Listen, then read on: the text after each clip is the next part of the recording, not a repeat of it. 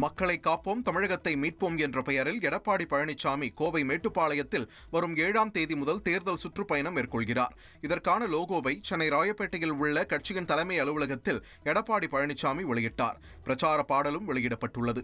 இதைத் தொடர்ந்து செய்தியாளர்களிடம் பேசிய எடப்பாடி பழனிசாமி வீடு வீடாக சென்று கதவை தட்டி உறுப்பினர்களை சேர்க்கும் அளவுக்கு திமுக சென்று விட்டதாக தெரிவித்தார். அங்கங்கே இருக்கின்ற மக்கள் விருப்பப்பட்டு அந்த கட்சியில் உறுப்பினராக சேருவாங்க. ஆனால் திமுக வீடு வீடாக போய் கதவை தட்டி திமுகவில் சேர்ந்துக்குன்னு இன்னைக்கு போய் வீடு வீடாக கதவை தட்டி உறுப்பினர் சேர்க்கின்ற அளவிற்கு திரு ஸ்டாலின் தலைமையிலான திமுக சென்று விட்டது என்பதுதான் நான் பார்க்கிறேன்.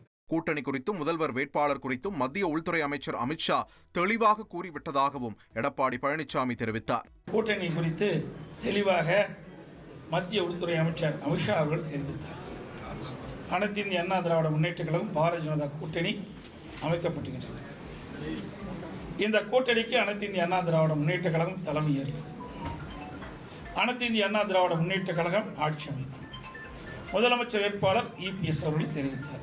மாண்புமிகு மத்திய உள்துறை அமைச்சர் அவர்கள் கூறிய பிறகு அதற்கு அடுத்தாற்போல் யார் பேசினாலும் அது சரியல்ல என்பதுதான் என்னுடைய கருத்து.